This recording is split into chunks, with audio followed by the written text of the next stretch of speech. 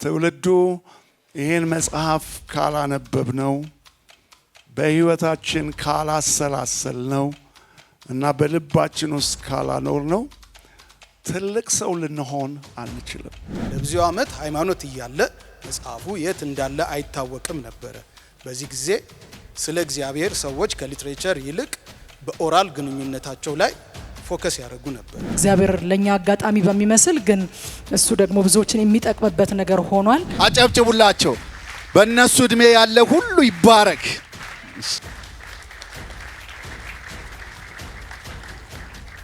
እግዚአብሔር ይባረክ። እግዚአብሔር ያስፋችሁ፣ እግዚአብሔር ያስወርሳችሁ። በዘመናትን ሁሉ ተሻግሮ የመጣውን ይሄንን የእግዚአብሔርን ቃል ተረከባችኋልና እንደ ተረከባችሁት እናንተ ደግሞ በዚህ በእግዚአብሔር ቃል ውረሱ። መጽሐፍ ቅዱስ ሁሉን ነገር የያዘ እግዚአብሔር በረከት የታጨቀበት ቃል ነውና የእግዚአብሔርን ቃል እናንብብ። የእግዚአብሔርን ቃል በልባችን እንያዝ። የእግዚአብሔርን ቃል ደግሞ በህይወታችን እናኑረው። ከኮሮና በኋላ ያለችው ቤተክርስቲያን በከፍተኛ ሁኔታ የዲጂታል ተጠቃሚ ትሆናለች። መጽሐፍ ቅዱስን እግዚአብሔር አንድ ንጉስን በማስነሳት ወደ ግሪክ ቋንቋ እንዲተረጎም አድርጓል። በዚህ ምድር ላይ ያለውን በረከት የሚያገኙ ሰዎች መጽሐፍ ቅዱስ የሚነግረን የእግዚአብሔርን ቃል የሚሰሙና የእግዚአብሔርን ቃል የሚያደርጉ።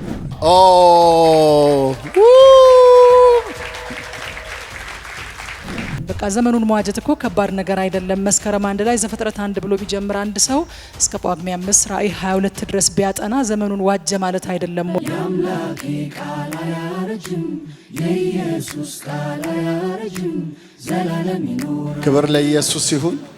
ጌታችን መልካም ነው። አሜን። እግዚአብሔር ይባረክ። እንግዲህ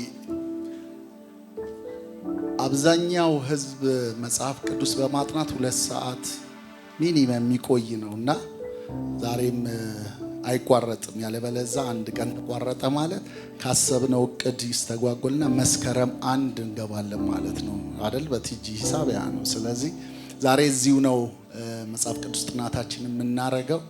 አንዳንዶች እዚሁ ገስታው ሲዘው ያደሩ፣ አንዳንዶች ቤተሰብ ጋር የመጡ ከየቦታው የመጡ ሰዎች አሉ። በእውነት እግዚአብሔር አብዝቶ ይባርካችሁ ማለት እንፈልጋለን። አሁን ለትውልዱ ምሳሌ እንዲሆን የምንወደውን መጽሐፍ ቅዱስ ባደራ አባቶች የሚያስተላልፉበት ሰዓት ነውና ይሄ ከበረ ሰዓት ነው። እዚህ ያሉ በጣም የቃሉ አገልጋዮች አሉ፣ ብዙ ዋጋ የከፈሉ ሰዎች አሉ ለእግዚአብሔር ቃልና ደግሞ ምሳሌ እንዲሆን በጸሎት አሳልፈው እንዲሰጡልን እንፈልጋለን። የእግዚአብሔርን ቃል ይሄ ትውልድ እንዲረከበው ማለት ነውና አስቀድሜ ያው ቄስ ጀምስን ወደዚህ ጋብዛለሁ። ቄስ ደረጀ ጀንበሩን ወደዚህ ጋብዛለሁ። ወንጌላዊ አንበር ብርገብሩን ወደዚህ ጋብዛለሁ። እንደገና ደግሞ ፓስተር ጌቱን ጋብዛለሁ። ፓስተር ጌቱን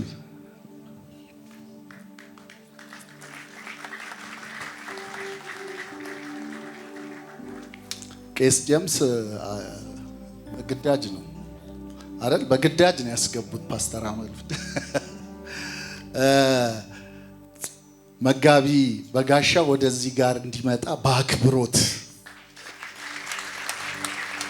አስቀድመን የምናደርገው ምንድነው መሰላችሁ? እዚህ በመካከላችን ያሉ አባቶች በሙሉ የእግዚአብሔርን ቃል ተጠንቅቀው ይዘውት ተጠንቅቀው ደግሞ ለትውልድ ማስተላለፍ ይፈልጋሉና እዚህ ደግሞ በመካከላችን ይሄንን ለመረከብ ደግሞ ልጆች ናቸው ያልናቸው 5 ያዘጋጀናቸው ልጆች ደግሞ አሉ። እናንተ ወደዚህ ትሆኑልኛላችሁ። ልጆች ደግሞ ይመጣሉ ወደፊት። እህታችን ረቂቅ ይዛቸው ትመጣለች።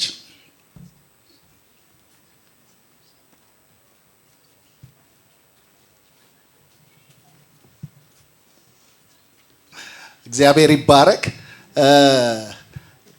ይሄ ስብጥር እንደምታዩት የተለያየ ነው ማለት ህፃናት አሉ፣ ደግሞ ቲኔጀር ውስጥ የገባች አለች፣ ደግሞ ወጣቶችን ወክሎ ደግሞ የቆመ አለ። ከዛ በኋላ ግን የምናደርገው ምንድነው? ከነሱ ቀጥሎ ደግሞ ያው በእኛ እድሜ ያሉ አሁን ላይ ያሉትን ደግሞ እንዲወክሉልን በመካከላችን ደግሞ ወዳጄ ፓስተር ፍፄ ያለ እሱን ወደ መድረክ ጋብዘዋለሁ።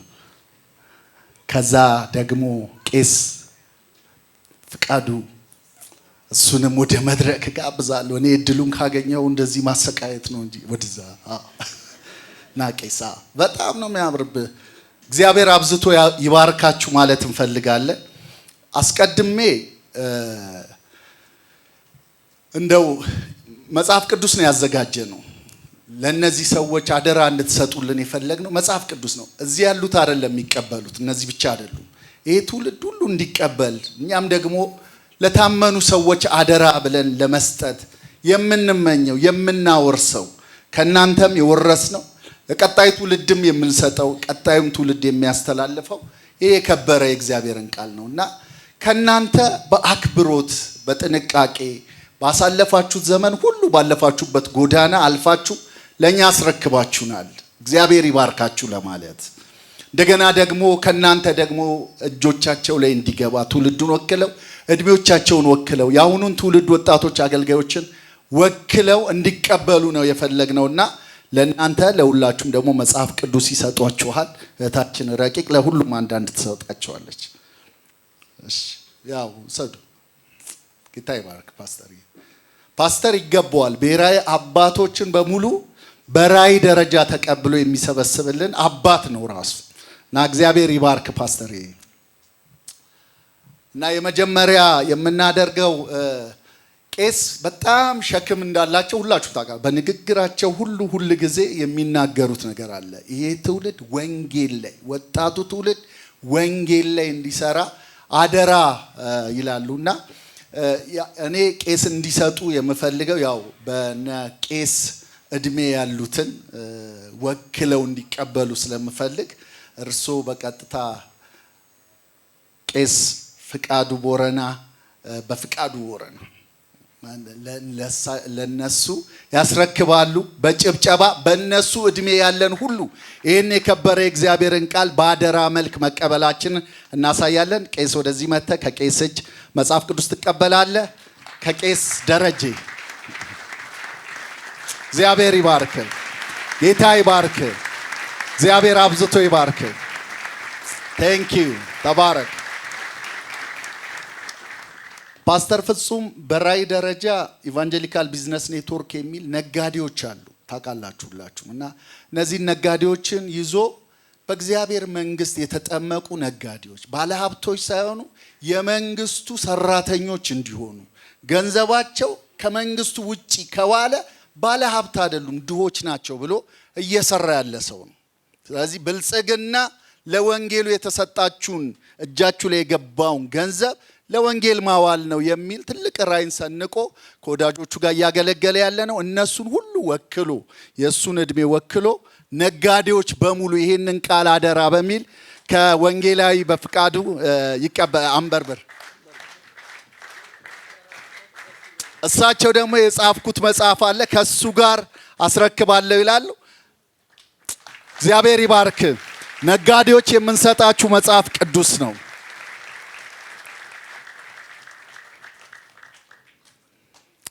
እግዚአብሔር ይባረክ። ወጣቶች አሉ። አሁን እንግዲህ ያያችሁትን ባይብል ሙዚየምን የሰሩልን ወጣቶች ውስጥ መካከል አንደኛው ወንድማችን ናሆም ነው እና በጣም የተወደደችው የእህታችን የሩት ልጅ ነው።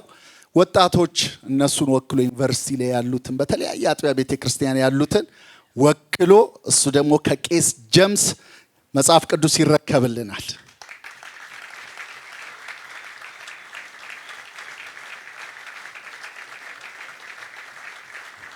አሜን።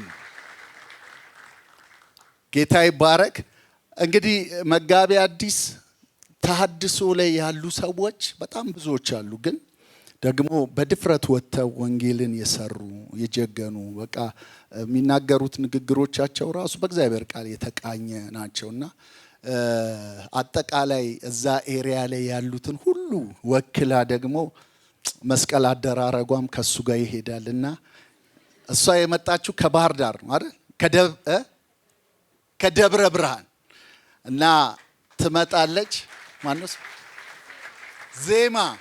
ዜማ የእሷን እድሜ ያለ ቲኔጀሮችን ሁሉ ወክላ አጨብጭቡላት። እግዚአብሔር ይባርክሽ፣ ተባረኪ። አሁን ደግሞ እነዚህ ብላቴናዎች አሉ ከመካከላችን ያሉ አዲሱ ትውልድ ልጆችን ወክለው ያሉ ናቸው።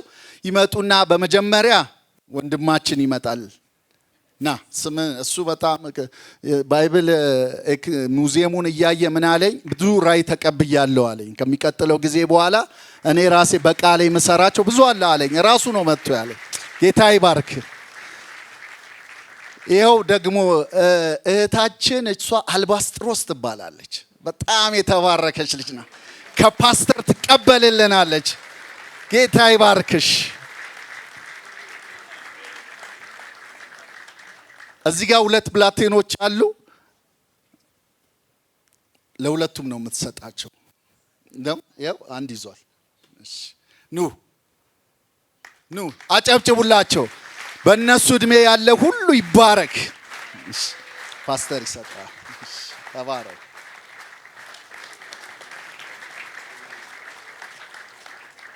እግዚአብሔር ይባረክ።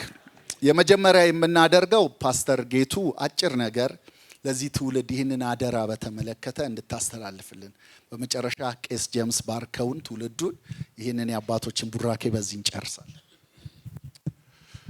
ክብር ለእግዚአብሔር ይሁን። እኔ እህታችን ትዕግስት ይህን ፕሮግራም ስትጀምር በጣም ነው የተገረምኩት፣ የተደነቅኩት። የእኛ ቤተ ክርስቲያን ካለፉት 7 ዓመት ጀምሮ ሙሉን መጽሐፍ ቅዱስ በአንድ ዓመት የማንበብ ስትራቴጂ ቆይተዋል ከጀመርን እና እሷ ደግሞ በሚዲያ ስታወጣው በቃ ልባችን በጣም ነው የተቀጣጠለው። የእግዚአብሔር ቃል በሰዎች ሕይወት ውስጥ እየሰፋ ነውና በጣም እግዚአብሔር ይባርክሽ። በጣም ዘመንሽ ይባረክ። ትውልዱ ይሄን መጽሐፍ ካላነበብ ነው በህይወታችን ካላሰላሰል ነው እና በልባችን ውስጥ ካላኖር ነው ትልቅ ሰው ልንሆን አንችልም። መጽሐፍ ቅዱስ ያሳድጋል። መጽሐፍ ቅዱስ ይለውጣል። መጽሐፍ ቅዱስ አብርሆታችንን ይከፍታል።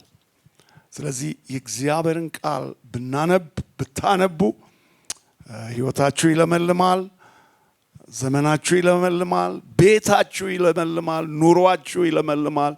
ምክንያቱም መጽሐፍ ቅዱስ ሁሉን ነገር የያዘ የእግዚአብሔር በረከት የታጨቀበት ቃል ነውና የእግዚአብሔርን ቃል እናንብብ።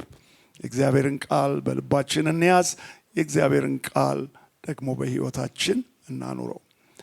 በዚህ ምድር ላይ ያለውን በረከት የሚያገኙ ሰዎች መጽሐፍ ቅዱስ የሚነግረን የእግዚአብሔርን ቃል የሚሰሙና የእግዚአብሔርን ቃል የሚያደርጉ ናቸው።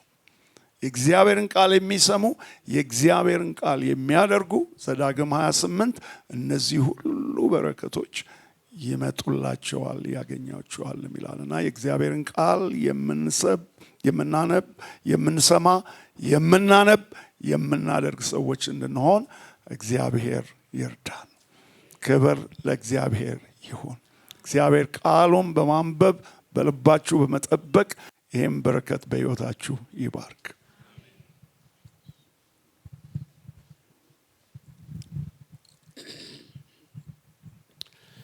የእግዚአብሔር ስም የተባረከ ይሁን። እንግዲህ እኔም ደስታዬን ለመግለጽ ነው። ምክንያቱም ተረካቢ ትውልድ አለ። አሜን ነው። ተረካቢ ትውልድ አለ። ለሙሴ ምንድን ነው የተባለ? በእጅ ያለው ምንድን ነው ሲባል በትር ነው አለ። በዛ በትር በለው ሲባል ሲመታው ተከፈለ። አሜን ነው። ስለዚህ በዘመናችንም ደግሞ በትሩን ከአባቶች ተረክበው ባህሩን እየከፈሉ የሚጓዝ ትውልድ አለ። ስለዚህ እግዚአብሔርን እናመሰግነዋለን። እንግዲህ ኃላፊነቱ የኔ ነው። አሁን ወደዚህ ጥጋ በሉ፣ ተንበርከኩና እናንተ ሁላችሁ እጃችሁን ዘርጉ። እናስተላልፍ። አሜን ነው። እናስተላልፍ።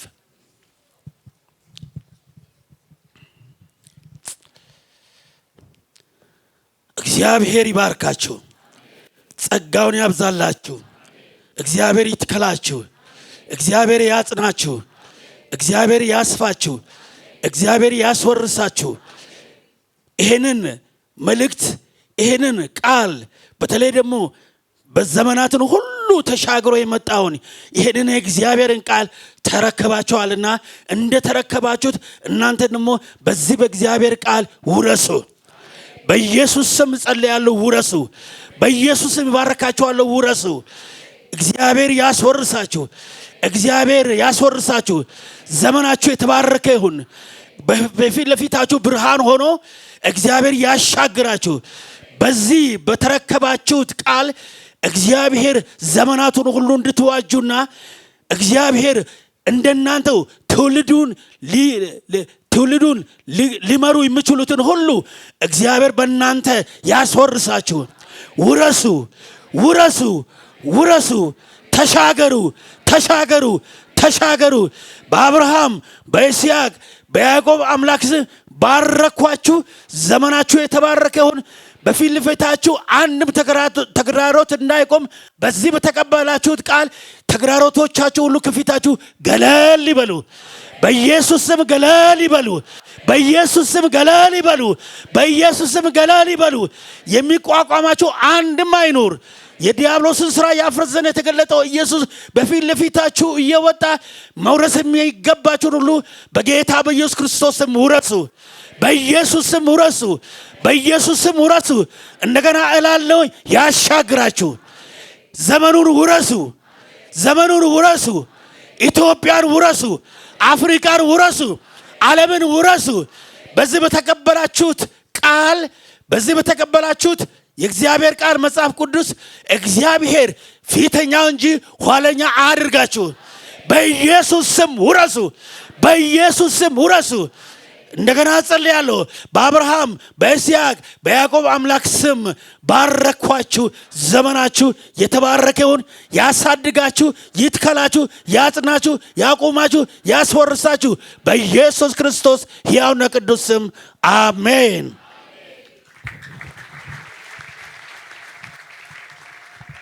እግዚአብሔር ይባርካችሁ። አባቶችን እንሸኛለን። እንዲሁም ደግሞ የተረከባችሁት ጌታ አብዝቶ ይባርካችሁ። ተባረኩ። ኢየሱስ ለዘላለም ጌታ ነው። አሜን። እንግዲህ አሁን በቀጥታ የምንሄደው በጣም አስገራሚ የሆነ የምትሰሙት ነገር አለ። ቅድም ሰምታችኋል እና ብዙ ነገሮችን ከመጽሐፍ ቅዱስ ማህበር ፕሬዚዳንት ከፓስተር ተስፋዬ ጋቢሶ ሰምተናል። ከእህታችን ትዕግስት እጅጉ ሰምተናል እና አሁን ደግሞ አንድ በጣም ወሳኝ የሆነ በሀገራችን በምድራችን ላይ ያለውን ነባራዊ ሁኔታ የሚያሳየን ጥናታዊ ጽሑፍ አለ እና እዚህ ዛሬ የመጣ ነው አደራ የሚቀበል የሚተረጉሙ ሰዎችን ዳግም አናሲሞስ ብለን የምንጠራቸው ሰዎችን ለማየት ነው፣ ለሌላ አይደለም የመጣ ነው እና በቀጥታ ወደዚህ የምጋብዝላችሁ ዶክተር ብስራት በቀለ ነው። እሱ ወደዚህ ይመጣና የሚያቀርብልን በጣም አጠር ያለ ጽሑፍ አለ። እሱን እንድትሰሙ ጋብዛችኋለሁ። ልክ እሱ ሲወርድ እህታችን ትዕግስት እጅጉ ወደ መድረክ ትመጣና ደግሞ ኒቆዲሞስ ክርስቲያን ሴንተር ምንድን ነው፣ ማን ነው፣ ምን ለመስራት አስቧል የሚለውን ደግሞ እንሰማና የዕለቱን ደግሞ ጥናት እናጠናለንና ከዛ ጌታን አምልከን የመጨረሻችን ይሆናል ማለት ነው። አሁን በቀጥታ ዶክተርን ወደዚህ ጋብዛለሁ።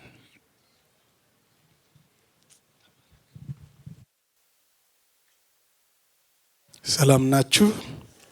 ሁሉ ሰላም ነው? እንደዚህ አይነት እድል ማግኘት በጣም ደስ ይላል። እኔም መጽሐፍ ቅዱሴን እወደዋለሁ። የመጣሁትም እንዲህ ያለ ፕሮግራም ስለሆነ ነው። ብዙ ጊዜ እኔ መድረክ ላይ ብዙ ድፍረትም የለኝም፣ የመቆሙም ልማድ ብዙ አይደለም። ክብር ለእግዚአብሔር ይሁን። ላቀርብላችሁ የፈለኩት በጣም ሰፊ ነገር ነው የተሰጠኝ፣ ግን እንዴት አድርጌ ሰበስበዋለሁ ብዬ አስቤበታለሁ። በኢትዮጵያ ውስጥ የመጽሐፍ ቅዱስ ስርጭት፣ የመጽሐፍ ቅዱስ ተደራሽነትና የወንጌላውያን አማኞች የንባብ ባህል የሚል ነው። ይሄ በጣም ሰፊ ርዕስ ነው። በዚህ አጭር ጊዜ የሚዳሰስ አይደለም። ግን በተቻለ አቅም ይህንን ሀሳብ ሰብሰብ አድርጌ እንደ ፓይለት ስተዲ የሆነ ነገር ለእናንተ ላቀብላችሁ ወደድኩ። እንግዲህ በዚህ ጽሁፍ ውስጥ የማነሳቸው ነገሮች አንደኛ ከታሪክ በመነሳት መጽሐፍ ቅዱስ እንዴት ነው ኢትዮጵያ ውስጥ የተተረጎመው፣ ከዛ በመቀጠል ደግሞ በአሁኑ ሰዓት ያለው የመጽሐፍ ቅዱስ ተደራሽነት ምን ይመስላል በሀገራችን ውስጥ፣ በመጨረሻ ደግሞ አሁን ያለነው የወንጌል አማኞች የንባብ ባህላችን ምን ያህል አስደሳች ነው የሚለውን ነገር አነሳለሁ። ስለዚህ በተቻለኝ አቅም ከተሰጠኝ ደቂቃ አሳጥሬ ለመጨረስ ነው የሚሄደው። ክብር ለእግዚአብሔር ይሁን። የመጽሐፍ ቅዱስ ተደራሽነትን ስታስቡ መጀመሪያ መጽሐፍ ቅዱስ እግዚአብሔር ለሰው ልጆች የሰጠው እንዲያነቡት ነው፣ እንዲያውቁት፣ እግዚአብሔር እንዲያውቁት። የእግዚአብሔርን የልብ ትርታ ማወቅ ከፈለግን ብቸኛው መንገድ መጽሐፍ ቅዱስ ነው። ቅድም ፓስተራችን በዚህ ነገር ብዙ ብሎናልና ዛትስ ዋይ መጽሐፍ ቅዱስ መጀመሪያ የተቀበሉት አባቶች ወይም ዕብራውያኖች በራሳቸው በሚናገሩበት ቋንቋ እግዚአብሔር የሰጣቸው። ከዛም በኋላ ደግሞ ጥቂት ቆየት ብሎ እነዚህ ዕብራውያኖች በተለያየ ምክንያት ከዚህ ከዕብራይስጥ ቋንቋ በጣም እየሸሹ በሄዱበት ጊዜ መጽሐፍ ቅዱስን እግዚአብሔር አንድ ንጉስን በማስነሳት ወደ ግሪክ ቋንቋ እንዲተረጎም አድርጓል። ይህ የግሪክ ቋንቋ ትርጓሜ ደግሞ በወቅቱ ላሉ ዕብራውያን ብቻ ሳይሆን ወንጌል በተጀመረበት ጊዜ በወቅቱ ልክ አሁን እንግሊዘኛ ቋንቋ እንደምንናገረው በዓለም ዙሪያ ሁሉ የሚነገረው የግሪክ ቋንቋ ስለነበረ በቀላሉ ወንጌል እንዲዳረስ ሆኗል። እንግዲህ በኢትዮጵያ ውስጥም የመጽሐፍ ቅዱስ ትርጉምን ስንመለከት ረጅም ታሪክ ያለው ነው። እዚህ ጋር የምንጀምረው ሳይሆን ገና በአራተኛው ክፍለ ዘመን በአቡነ ፍሬምናጦስ አማካኝነት የመጀመሪያው መጽሐፍ ቅዱስ ከግሪክ ቋንቋ ወደ መጀመሪያ በነበረው በዚያ ዘመን በነበረው ናሽናል ላንጉዌጅ በግዕዝ የተተረጎመ ሲሆን ተስዓቱ ብርሃናት የሚባሉት ወይም 9 ቅዱሳን የሚባሉት ደግሞ እያሳደጉት ያንን መጽሐፍ ቅዱስ ለረጅም ዘመን በኢትዮጵያ ውስጥ እንደሄደ ሄዷል። እንግዲህ በኢትዮጵያ የመጽሐፍ ቅዱስን ትርጓሜ ስትመለከቱ 4 ትውልዶችን ማየት ትችላላችሁ። ይሄ እንግዲህ ለረጅም ዓመታት በዚህ አይነት ሁኔታ ከቆየ በኋላ በ19ኛው ክፍለ ዘመን ለመጀመሪያ ጊዜ በ1840 ገደማ በአውሮፓን አቆጣጠር አባ ሮሜ የሚባሉ አንድ ሰው መጽሐፍ ቅዱስ ሙሉውን በአማርኛ ከተተረጎመ በኋላ በለንደን ውስጥ እንዲታተም ሆኗል። ነገር ግን ይሄ የመጽሐፍ ቅዱስ ስርጭት በሰዎች ዘንድ ብዙም የደረሰ አይደለምና በቀዳማዊ ኃይለ ሥላሴ አማካኝነት በሶስተኛ ደረጃ የምንለው በ1927 ገደማ አንድ መጽሐፍ ቅዱስ ወጥቷል። ይሄ የኃይለ ሥላሴ ትርጉም የሚባለው ማለት ነው። ይሄም በኢትዮ ጣሊያን ጦርነት ምክንያት ስራው የተቋረጠ ስለነበረ እንደገና ንጉሱ ከጦርነቱ በኋላ አሁን ቅድም የተነሳው ጠንካራው መጽሐፍ ያሉት ፓስተር ተስፋዬ በ1954 እኚሁ ንጉስ ትእዛዝ ሰጥተው ለ10 ዓመት ከተጠና በኋላ ያ የ54 ትርጉም መጥቷል። ይሄ እንግዲህ ሶስተኛው ዘመን የምንለው ነው። አራተኛው ዘመን ከመድረሳችን በፊት መጽሐፍ ቅዱስ በተጓዳኝ በኦሮምኛ ቋንቋ በአባ ነሲቡና በቻርልስ ቤንትሌ አማካኝነት ምናልባት የኢቫንጀሊካልስ አስተዋጽኦ ከሚባለው ትርጉም ውስጥ አንዱን የሚይዘው እሱ ነው። ሁለተኛ ደግሞ በ1956 ገደማ በትግርኛ ቋንቋ ተተርጉሟል። ከዛ ባሻገር ከ1980 በኋላ በተለያዩ ቨርዥኖች መጽሐፍ ቅዱስ በኢትዮጵያ ውስጥ የመተርጎም ልምድ አሳይቶ አሁን ያለንበት ደረጃ ደርሰናል። እንግዲህ የመጽሐፍ ቅዱስ ትርጉምን ይችን ያህል ካየን የመጽሐፍ ቅዱስ ደግሞ ተደራሽነትን ስንመለከት ኢትዮጵያ ውስጥ አሁን ባለንበት ሁኔታ የመጽሐፍ ቅዱስ ተደራሽነት በቅድም የመጽሐፍ ቅዱስ ማህበር ሊቀመንበር እንዳወሱልን ሙሉ መጽሐፍ ቅዱስ በእኔ መረጃ መሰረት 10 ቋንቋዎች ብቻ ነው የተተረጎመው። አዲስ ኪዳን ደግሞ በ33 ቋንቋዎች ተተርጉሟል። እንዲሁም ደግሞ ወንጌልን ለማድረስ በሚጥሩ አንዳንድ ሚኒስትሪዎች አማካኝነት ከ50 በላይ የሚሆኑ የአዲስ ኪዳን ክፍል በተለይ የሉቃስ ወንጌል ላይ የመጽሐፍ ቅዱስ ትርጓሜዎች በእኛ ሀገር ውስጥ ተከናውነዋል እስካሁን ድረስ። እንግዲህ በተጨማሪ አሁንም ጥረት እየተደረገ ነው። እንግዲህ ይህንን የተተረጎሙትን መጽሐፍ ቅዱሶችን ደግሞ በሰዎች እጅ እንዲገቡ የተደረጉ እንቅስቃሴዎችን ስንመለከት እነሱንም በአራት ደረጃ መክፈል እንችላለን። አንደኛው ቅድም ያነሱልን የመጽሐፍ ቅዱስ ሊቀመንበር የመጽሐፍ ቅዱስ ማህበር ሊቀመንበር ያነሱልን መጽሐፍ ቅዱስን በተለያዩ የመንፈሳዊ ድርጅቶችና ቤተክርስቲያናት አማካኝነት በአነስተኛ ዋጋ መሸጥ ማለት ነው። ቅድም እንዳነሱላችሁ የመጽሐፍ ቅዱስ ማህበር ለህትመት ለማጓጓዣ እና ለተለያዩ ነገሮች ከሚያወጣው 25% ቀንሶ ነው የሚሸጠው። ይሄ የሚሆንበት ምክንያት ደግሞ የመጽሐፍ ቅዱስ ማህበር አባላት የራሳቸው አስተዋጽኦ ስለሚያደርጉ ነው። እኔ ቆየት ብያለሁኝ በዚህ ማህበር ውስጥ አባል ከሆንኩኝ ክብር አባል የሚባል ነበርና እኔ ሙሉ ጊዜ አገልጋይ ነኝ። ስለዚህ የሙሉ ጊዜ አገልጋይ ያኔ በእኛ ጊዜ ትንሽ ገንዘብ ስለሚከፈል ግን በቃ አንድ ጊዜ ከፍዬ ድርሻዬን እወጣለሁ ብዬ ያን ጊዜ 500 ብር ነው የሚከፈለው። ከዛ ደግሞ ተራ አባል የሚባል አለ በየአመቱ ኮንትሪቢዩት የሚያደርግ ያንን ወጪ በዛ መንገድ ነው ከቨር የሚያደርጉት። ስለዚህ አንደኛው መንገድ መጽሐፍ ቅዱስን ተደራሽ የሚያደርገው በመደብሮችና በተለያዩ መንፈሳዊ ድርጅቶች መጽሐፍ ቅዱስ የሚሄድበት ነው። ሁለተኛው መንገድ ደግሞ የተለያዩ የመጽሐፍ ቅዱስ ኤጀንሲዎች በተለይ ሜንላይን ቸርችስ ላይ ወይም ቀደም ብለው የተመሰረቱ ኢቫንጀሊካል ቸርችስ ላይ የመጽሐፍ ቅዱስ ትምህርትን አብረው በመስጠት በጣም በአነስተኛ ዋጋ መጽሐፍ ቅዱስን መሸጥ ነው። ለዚህ አይነተኛ ምሳሌ የሚሆነው ባይብል ሊግ ነው። 2 ፕሮግራሞች አሉት። አንደኛው የመጀመሪያ መሰረታዊ መጽሐፍ ቅዱስ ትምህርት ያስተምርና የአዲስ ኪዳን መጽሐፍን በጣም በአነስተኛ ዋጋ ይሸጣል። ከዛ ደግሞ ተከታታይ ደግሞ የደህንነት ትምህርትን ያስተምርና የአዲስና የብሉይ ኪዳንን መጽሐፍ በጣም በአነስተኛ ዋጋ ይሸጣል። የዚህ ተደራሽነት በጣም አነስተኛ ከመሆኑ የተነሳ በአብዛኛው የሚጠቀሙት ይሄንን እድል ሜንላይን ቸርችስ የምንላቸው ወይም ቀደም ብለው የተመሰረቱት ቤተክርስቲያናት ናቸው። በሶስተኛ ደረጃ ደግሞ መጽሐፍ ቅዱስን በነፃ የሚያድሉን ናቸው። ቅድም በተለያዩ ሰዎች የተነሳ ነው። የዚህ የመጽሐፍ ቅዱስ በነፃ የሚታደልበት መንገድ አንዳንዱ ጤናማ ካለመሆኑ የተነሳ በገበያ ላይ በነፃ ከመሆን ይልቅ በሽያጭ የምናገኝበት ይሆናል። ያ የሚያሳየው ዲስትሪቢዩት የሚደረግበት መንገድ ትንሽ የተበላሸ አካሄድ እንዳለው የሚጠቁመን ነገር አለ። አራተኛው ደግሞ አሁን በሰለጠነው ዓለም ውስጥ ስላለን በዲጂታል መንገድ መጽሐፍ ቅዱስ በሰዎች እጅ መግባቱ ነው። እንግዲህ እነዚህን ደግሞ ስንመለከት በከተማና በገጠር ያለው የመጽሐፍ ቅዱስ ስርጭት ተመሳሳይ አይደለም።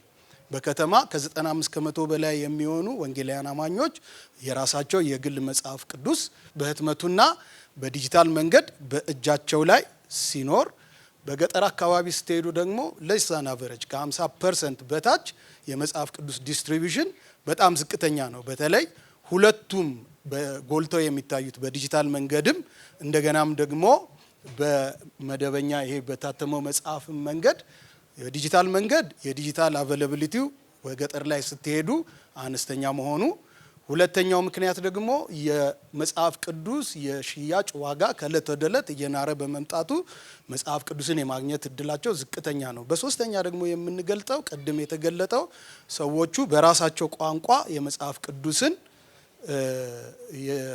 አስፈላጊ የሆነውን ያሟላውን የብሉይና የአዲስ ኪዳን መጽሐፍ ቅዱስ አለማግኘታቸው ነው። በቀጥታ ወደ መጽሐፍ ቅዱስ ንባብ ባህል ልግባላችሁ።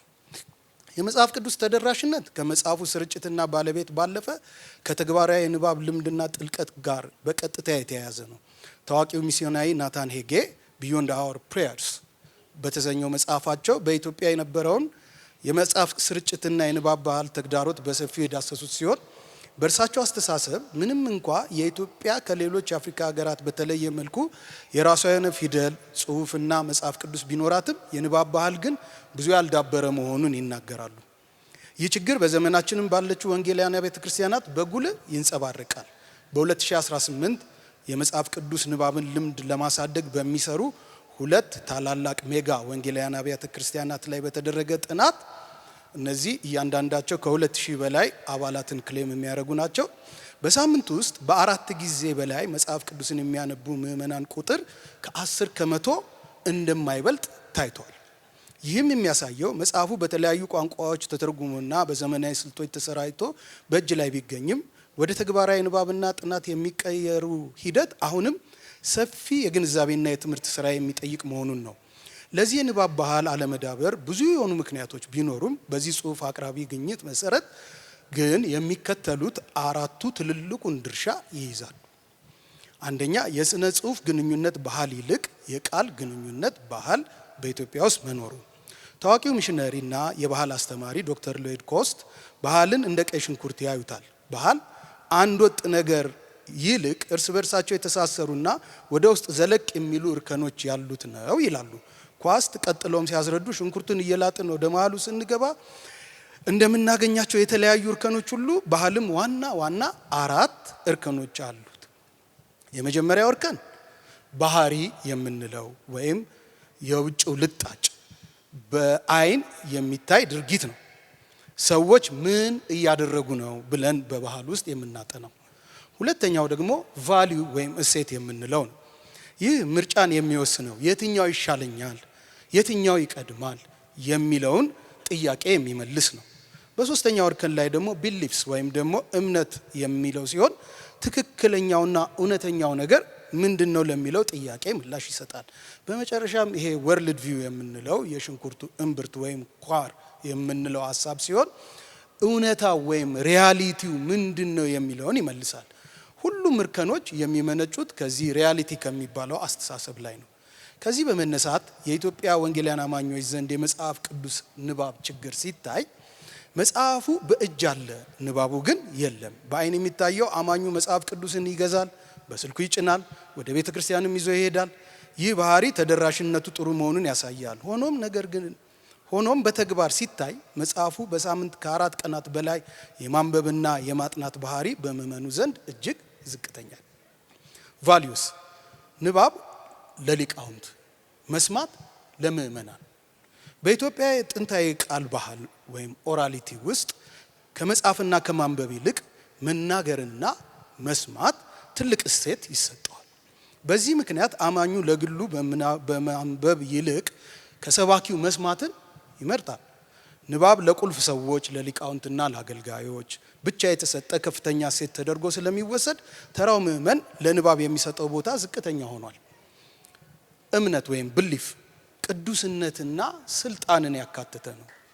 በዚህ እርከን ውስጥ መጽሐፍ ቅዱስን ማንበብና መተርጎም የሚችሉት በሃይማኖት ስልጣን ያላቸው ቁልፍ ሰዎች ብቻ ናቸው የሚል እምነት ሰርጾ ይታያል። መገኛው መጽሐፉ ከመጀመሪያው ሲጻፍ ጀምሮ ንባብ ከሃይማኖታዊ ስልጣን ጋር ተቆራኝቶ በመቆየቱ ማለትም የኢትዮጵያ መጽሐፍ ቅዱስ ተራው ምዕመን እግዚአብሔር በቀጥታ በቃሉ ለኔ ይናገረኛል ከሚል እምነት ይልቅ ከአገልጋዩ አፍ እውነትን እቀበላለሁ የሚል እምነት እንዲያዳብር አድርጎታል። የዓለም እይታ መጽሐፉን እንደ ቅዱስ ዕቃ ማየት።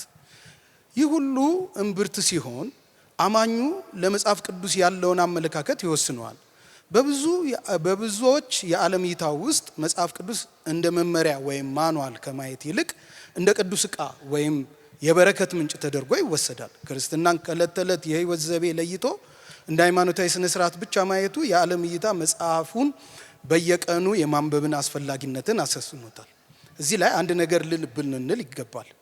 በኢትዮጵያ ወንጌል አማኞች ዘንድ ያለው የንባብ ባህል ድክመት ለመቀየር ከውጭው ባህሪ ይልቅ ወይም መጽሐፍ ቅዱስን ከማደል ይልቅ ወደ ውስጥ ዘልቆ የንባብ እሴት፣ እምነትና የመጽሐፉን አስፈላጊነት የሚወስነውን የዓለምን እይታ ወይም ወርልድ ቪውን መቀየር ግድ ይላል።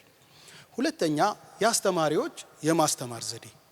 በአሁኑ ወቅት በአብያተ ክርስቲያናት የሚታዩ አስተማሪዎች የሚከተሉት የማስተማር ዘይቤ የምዕመኑን የንባብ ባህል ለማሳደግ እንዳይችሉ ሲያደርጉ ይስተዋላል።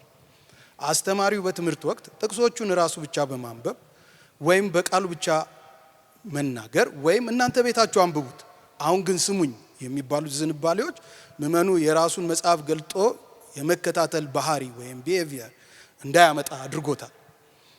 የአደባባይ ንባብ ወይም ፐብሊክ ሪዲንግ አለመኖር። በአምልኮ ሰዓት መጽሐፉን ለሕዝብ የማንበብ ልምድ በመጥፋቱ ምዕመኑ ለንባብ የሚሰጠው ሴት ወይም ቫልዩ ቀንሷል። ትምህርቱን ወደ መጽሐፉ አለመመለስ። አስተማሪው የሚሰጠው ትምህርት ምዕመኑን ወደ ቤቱ ሲሄድ ይህን መጽሐፍ ቅዱስ ላይ የት ነው የማገኘው ብሎ እንዲመረምር የሚያነሳሳ ወይም ሪፈረንሲንግ ነው ለማለት ያስቸግራል። በመጽሐፍ ቅዱስ ንጉሥ ኢዮስያስን ብንወስድ የተቀበረውን መጽሐፍ ወደ ንባብ ሲያመጣ ታያላችሁ።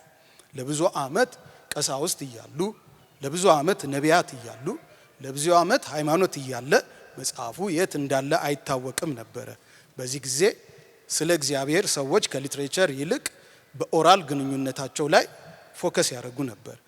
ኢዮስያስ በምድራችን ላይ ትልቅ ሪቫይቫል ካመጡ ሰዎች አንዱ ነው እና መጽሐፉን ወደ ንባብ መልሶ ነበር። እዝራንም ስንመለከት ስለ ፐብሊክ ሪዲንግ በጣም ትልቅ ምሳሌያችን የሚሆን ነው። በሕዝቡ ፊት ቆሞ ሙሉውን መጽሐፍ ያነበው ነበረ። ሐዋርያው ጳውሎስን ስንመለከት ደግሞ በአንደኛ ጢሞቴዎስ ምዕራፍ 4 ቁጥር 13 ላይ እስክመጣ ድረስ ለንባብ፣ ለመምከር፣ ለማስተማር ትጋ ይለዋል። ይሄ ንባብ የሚለው የጢሞቴዎስን የግል ንባብ ሳይሆን በድሮ ዘመን በነበረ የአምልኮ ስርዓት ውስጥ መጽሐፍን ገልጦ የማንበብ ልምድን የሚናገር ነው። እንዲሁም በጳውሎስ የማስተማር ዘዴ የቤሪያ ሰዎች መጽሐፍ ቅዱስን እንዲመረምሩ አቅም ሆኗቸው ነበር። የአስተማሪው የሰጣቸውን ወደ መጽሐፉ መልሰው የማረጋገጥ ባህሪም ነበራቸው። አስተማሪው ምዕመኑን እኔ ያልኩትን ብቻ እመኑ ሳይሆን መጽሐፉን መርምሩ ብሎ ማስተማር እንዳለበት ትልቅ ማሳያ ነው።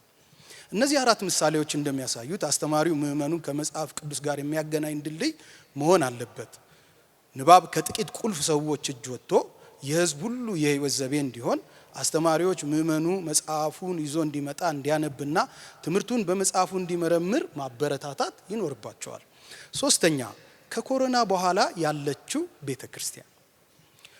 ቶማስ ሬነር የሚባል አንድ ጸሐፊ ፖስት ኳረንቲን ቸርች ወይም ከኮሮና በኋላ ያለችው ቤተ ክርስቲያን በሚለው ጽሑፉ ላይ ከወረርሽኝ በኋላ ቤተ ክርስቲያን እንደባለፈው መቀጠል እንደማትችል አንስቶ 6 ዋና ዋና ነጥቦችን ይዘረዝራል።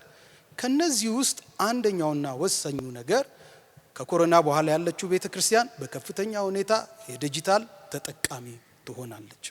ቶም ሬነር ወደ ዲጂታል አማራጭ መግባቷን እንደ መልካም እንደ ወንጌል አማራጭ ይመለከተዋል። በወረርሽኙ ጊዜ ግን ወደ ዲጂታል ዓለሙ ያደረገችው ጉዞ ከዝግመታዊ ወደ ቅጽበታዊ ነበረ። በዚህ ምክንያት በቤተ ክርስቲያን ውስጥ 3 አይነት ምዕመናን ተፈጥረዋል ይላል። አንደኛው በዲጂታል ዓለም ብቻ እግዚአብሔርን የሚያመልኩ፣ ሁለተኛው ወደ ዲጂታል ዓለም በመቀላቀል ላይ ያሉ፣ ሶስተኛ ደግሞ በዲጂታል ዓለምና በአካል ያለውን አምልኮ የሚገለገሉ ናቸው። በሀገራችን ሁኔታ ስናየው በወረርሽኙ ወቅት ቤተ ክርስቲያን ለዲጂታል አገልግሎት ያላት ንቃትና ዝግጅት በጣም አነሳ ከመሆኑ የተነሳ ወደ ዲጂታል ዓለም የተቀላቀለው ምዕመን ለ3 መሰረታዊ ችግሮች ተጋላጭ ሆኖ ነበር። አንደኛ ተጠቃሚ ይሄ ኮንሱመር ብቻ የመሆን አደጋ። ይህ ምዕመኑ ቃሉን በጥልቀት ከማንበብ ይልቅ በስልኩ በሚላኩ አጫጭር ቪዲዮዎች፣ ጥቅሶች በማየት ብቻ እንዲረካ አድርጎታል። ይህ ባህሪ ንባብን በአጫጭር ክሊፖች የመተካት ዝንባሌ በቤተ ክርስቲያን ውስጥ አሳድጓል። ሁለተኛ ከላይ እንደተገለጸው የቤተ ክርስቲያን ዝግጅት አናሳ ስለነበረ በዲጂታል ሚዲያ ያገኘውን ሁሉ እንደ መጽሐፍ ቅዱስ ትምህርት በመውሰዱ የእውነተኛ ትምህርት በሐሰተኛው ትምህርት መበረዝና ለሐሰተኞች መጋለጥ በከፍተኛ ሁኔታ በቤተ ክርስቲያን ውስጥ አድጓል። ሶስተኛ ከዚህም ባለፈ ለክፋትና ለአመጽ ልምምዶች የጥላቻ አስተሳሰብ፣ ለምሳሌ የወንጌል ገበና በአደባባይ መገለጥ፣ ከዚህም ሲከፋ ለፖርን ወይም ወዘተ ያሉ ተጠቂና ሱሰኛ መሆንን አስከትሏል። ስለዚህ የቤተ ክርስቲያን ምዕመናንን ለማነጽና ወንጌል ለማድረስ የምንሄድበት መንገድ ላም ባልዋለበት ኩበት ለቀማ እንዳይሆን ቤተ ክርስቲያን የዲጂታል ኢንካውንተር ስትራቴጂ ያስፈልጋታል። በጅማሬ ደረጃ አሁን በኒቆዲሞስ ሚኒስትሪ መጽሐፍ ቅዱስ በዲጂታል ሚዲያ የማጥናት ሂደት በዚህ 6 ወር ያመጣው አዲስ ባህል አስደናቂ ነው። በአንድ ቀን ጥናት ከ300 እስከ 500 ሰዎች ይሳተፋሉ። በተጨማሪም በአዲስ አበባ ቃለ ሕይወት የግሬት ኮሚሽን እና የጋፕስ ሚኒስትሪ በጋራ ባደረጉት የዲጂታል ወንጌል ዘመቻ የሚረሳ አይደለም። በዚህ ዘመቻ የአዲስ አበባ በ52 ቀን 5 ሚሊዮን ሕዝብ በወንጌል መድረስ ተችሏል። በሐረርና በድሬዳዋ በ15 ቀን ለ350 ሺህ ሰዎች በቦንጋ የዲጂታል ኢንካውንተር ስልጠና መስጠት ተችሏል። በዚህ ዘመቻ የዳኑትን በዲጂታል ክትትል ትምህርት በመስጠት በአካባቢያቸው ወዳሉ አጥቢያዎች ይላኩ ነበረ። እዚህ ጋር ቆም ልበልና ደግሜ ላንብባት። ከኔ ጋር ብታነቡ ደስ ይለኛል። መጽሐፍ ቅዱሴን እወደዋለሁ። እባካችሁን ድገሙልኝ። ያችሁ አነበዋለሁ በፊት እሴት መሰራት አለበት፣ እምነት መሰራት አለበት በሰዎች ውስጥ። ይሄንን ያስቀደመ ራእይ በመሆኑ አይ ሪሊ አፕሪሺየት። እግዚአብሔር ይባርካችሁ ይሄንን የጀመራችሁ ሰዎች። ሌላው ሬነር የሚያነሳው ሲምፕሊፊኬሽን ወይም ቀለል ያለ መዋቅርን መከተል ነው። ሬነን በቤተ ክርስቲያን ከኳራንቲን በኋላ አንድ ትልቅ ትምህርት አግኝታለች ይላል። እርሱም ቤተ ክርስቲያን ያለ ትልልቅ ፕሮግራሞችና ፋሲሊቲዎች መቀጠል እንደምትችል፣ ስለዚህ ጊዜዋንና ጥሪቷን ከሚበሉ ፕሮግራሞች በመውጣት ወደ መሰረታዊ ነገሮች ባክ ቱ ዘ ቤዚክስ መመለስ አለባት ይላል። ይህም ቃሉን ወደ ማጥናትና ወደ ጸሎት ግል ግንኙነት መመለስ ነው። ይህም ክርስትናን ከህንጻና ከፕሮግራም አውጥቶ ወደ ዕለታዊ የህይወት ዘይቤ ወይም ላይፍ ስታይል እና ወደ ቃሉ ንባብ የመመለስ እድል ይሰጣል። ወረርሽኙ ምእመኑ ላይ ምን ያህል በመሪዎች ፕሮግራምና በአገልጋዮች ላይ ጥገኛ እንደነበረ የግል ንባብ የጥናት ልምዱ ደካማ መሆኑን ለቤተ ክርስቲያን በደንብ አሳይቷታል። አሁን ያለን አማራጭ ምእመኑን ከአዳማጭነት ወደ ደቀ መዝሙርነት ማሸጋገር ነው። አራተኛ ክርስትናን የህይወት ዘይቤ አለማድረግ።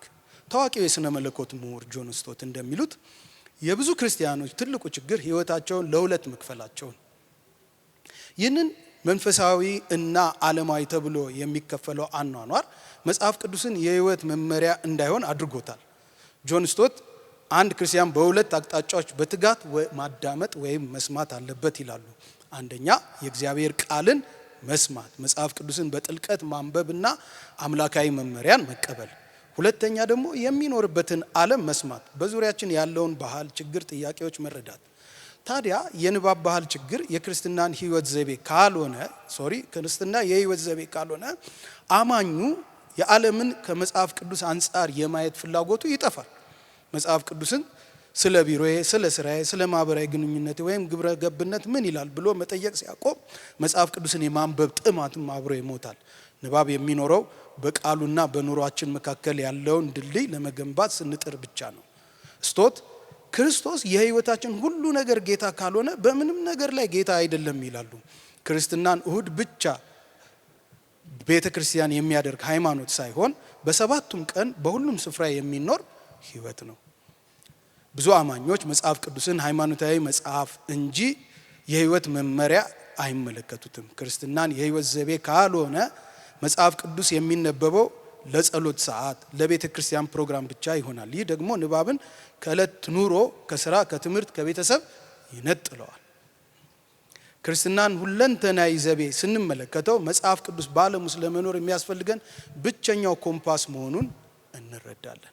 በአጠቃላይ መጽሐፍ ቅዱስ በታሪክ ሂደት ውስጥ ብዙ ጥረት ተተርጉሞና ዘመናዊ ስልቶች ተሰራይቶ በእጅ ላይ ቢገኝም ወደ ተግባራዊ ንባብና ጥናት መቀየሩ ሂደት አሁንም ሰፊ የግንዛቤ ስራ የሚጠይቅ መሆኑን እንረዳለን። በሎይድ ኮስት፣ በቶም ሬነር እና በጆን ስቶት እሳቤዎች እንደሚታየው ችግሩ ከመጽሐፍ ቅዱስ እጥረት ይልቅ ከባህል፣ ከእሴትና ከዓለም እይታ ጋር የተቀናኘ ነው። ስለዚህ ክርስትናን እንደ ሁለንተና የህይወት ዘይቤ በመረዳት ምእመኑን ከአዳማጭነት ወደ መርማሪ ደቀ መዝሙርነት ማሸጋገርና ንባብን የዕለት ተዕለት የህይወት ክፍል ማድረግ ለነገ የማይባል ተግባር መሆኑን ይህ ጥናት ያመለክታል። አመሰግናለሁ።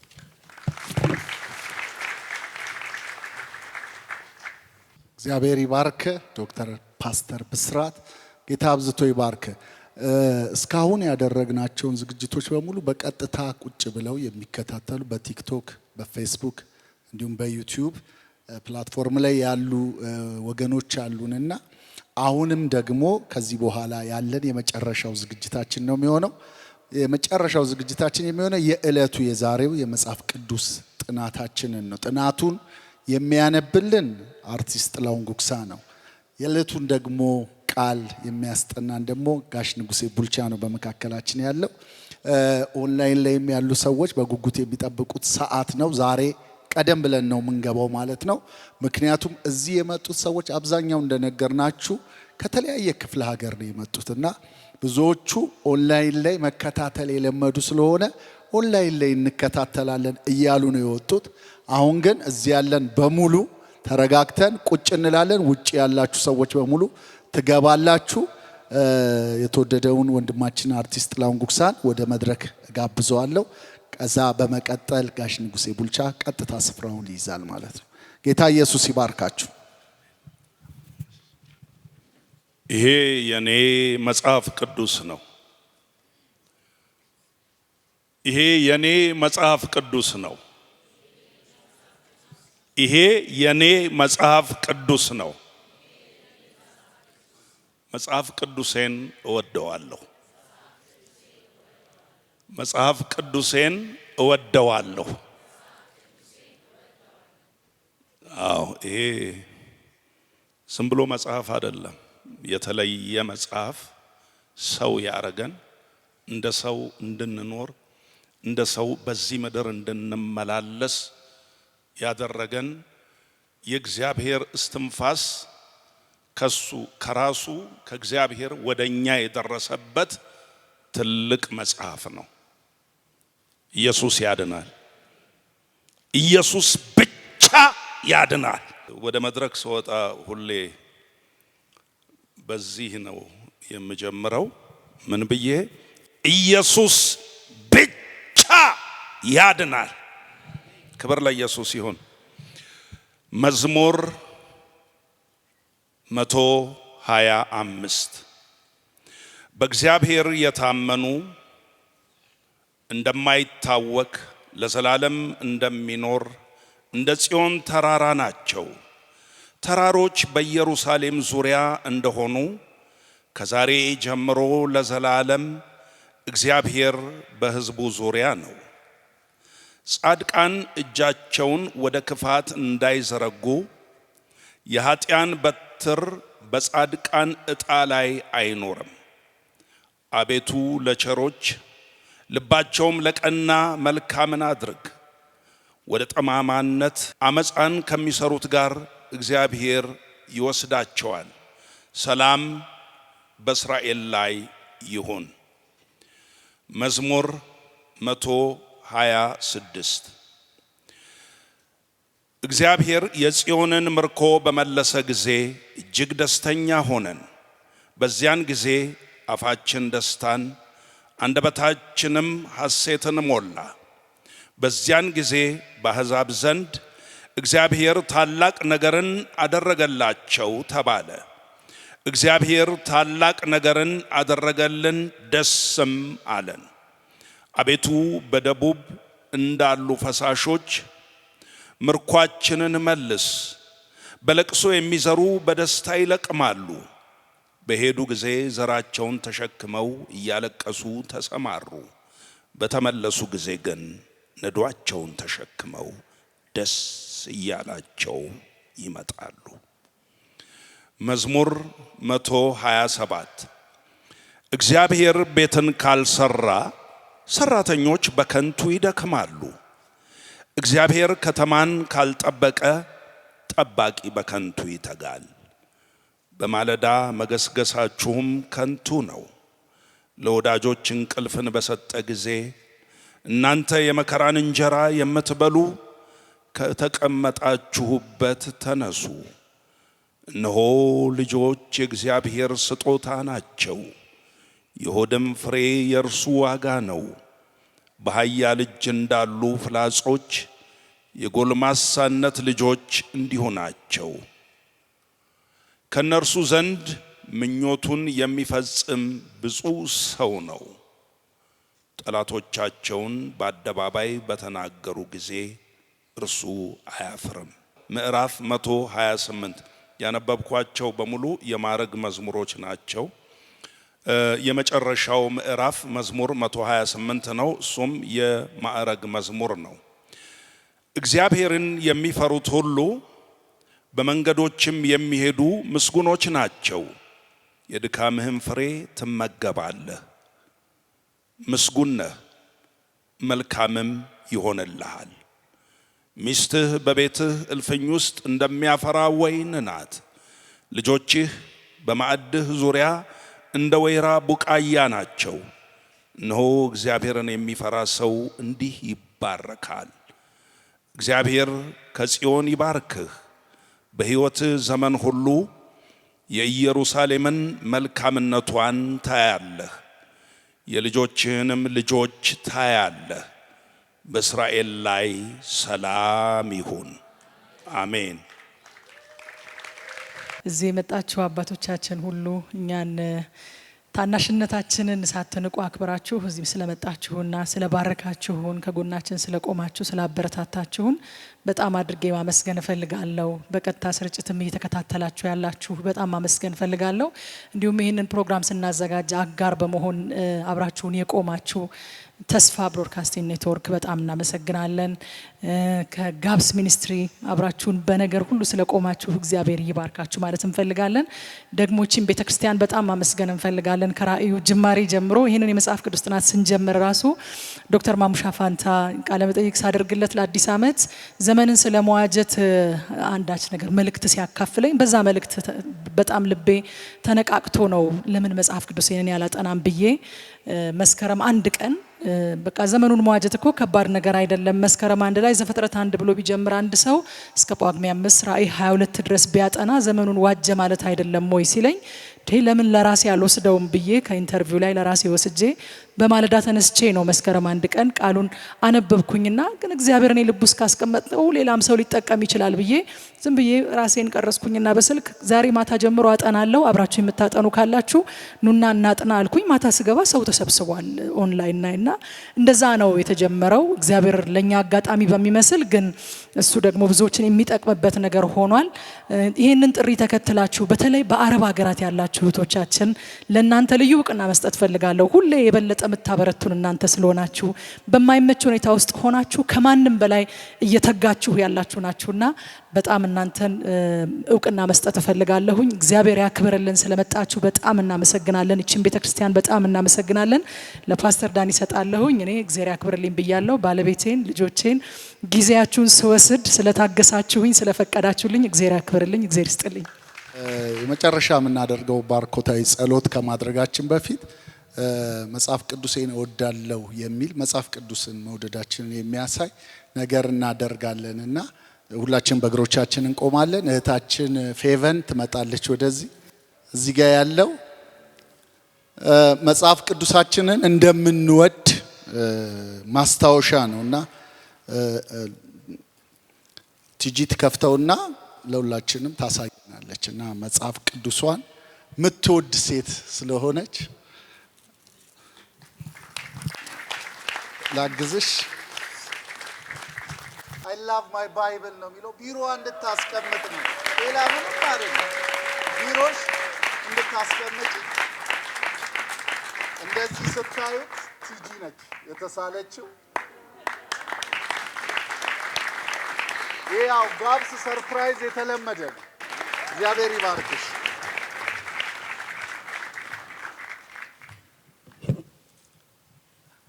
ያው አመስግነን እንጨርስ። ፓስተር ጌቱ አመስግንልንና እንጨርስ። ክብር የሚገባ ስግደት የሚገባ ምስጋና የሚገባ ታላቅ አምላክ ዛሬ ደግሞ ከሰዓት በኋላ ስለከበረው ታላቁ ቃልህ እዚህ ሆነን አንተ የምትናገረንን እንድንሰማ ይህንን እድል ስለሰጠህን ስምህ ይባረክ። አቤቱ ጌታ ሆይ አይኖቻችንን ክፈት፣ ከሕግህም ተአምራትን አሳየን። እግዚአብሔር የዘላለም አምላክ እንደ ሊዲያ ልብ ለቅዱስ ቃልህ ልባችንን ክፈተው። እግዚአብሔር ሆይ እንደነዚያ ሁለቱ ሐዋርያት ቃሉን ሲናገረን ልባችን ይቃጠልብን አልነበረም ምንም እንዳሉ ይህንን ቅዱስ መጽሐፍ በየቀኑ ስናነብ አቤቱ መንፈሳችን ይቀጣጠል፣ ነፍሳችን ይቀጣጠል። ስለ ሕዝብህ ስለ ቤትህ አንተን ስለ ማመንና አንተን ስለ መፍራት ውስጣችን ይቀጣጠል። እህታችንን ቲጂን ቤተሰቧን አንተ ባርክ፣ ጸጋ አብዛላቸው፣ ለክብር ተጠቀምባቸው፣ ለብዙዎች ደግሞ ምሳሌ ይሁኑ። ክብሩን ሁሉ አንተ ውሰድ። ቅዱሱ መጽሐፍ በዚች ምድር ላይ ከፍ ይበል፣ ይነበብ። እግዚአብሔር የዘላለም አምላክ ሆይ ይነገር፣ ቃልህ ይከፈት። ሁሉ ላንተ ክብር ይሆን። ከዚህ ወጥተን ስንሄድ ከፊታችን ውጣ፣ በሰላምህ ጠብቀን። ዳግም ደግሞ በሌላ ክብር በሌላ ጸጋ እስከምንገናኝ ለሁላችንም ጤና ስጠን፣ በኢየሱስ ክርስቶስ ጌታ ስም።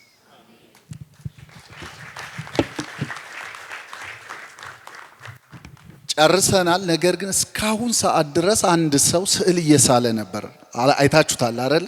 ምንድነው የሳለው? አሹ ይባላል። በጣም የተወደደ ወንድም ነው። እሱ ስዕሉን ይዞ ወደፊታችን ይመጣል።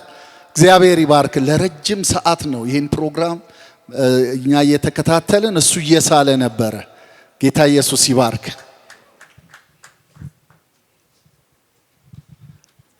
ዋው!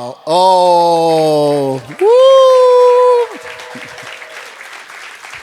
ያቺም አለች መሰለኝ እዛች ጋር።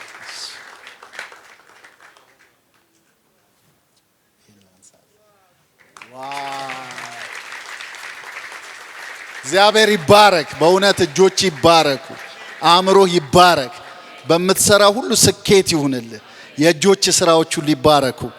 ይህን ስጦታ ታበረክተዋለህ ወይስ ለቲጂ አበረክተዋለሁ ብሏል? ነይ ቲጂ። ቢሮሽ አንደኛው ሳይር ላይ ደግሞ የምትወጂው መጽሐፍ ቅዱስ። እግዚአብሔር ይባርካችሁ። ዋው ተባረክ። ለፓስተር ተስፋዬ መስጠት ፈልጋለሁ አለች። እሷ ነች ያለች። እኔ የለሁበትም በዚህ ውስጥ። እዚህ ስትመጣ የሆነ ቦታ ላይ ይቀመጥና አይሮፕላን ላይ ካልጫን ነው ማለት። እሷ ደግሞ አበረከተችል። ዋው! ጌታ ኢየሱስ ይባርክ።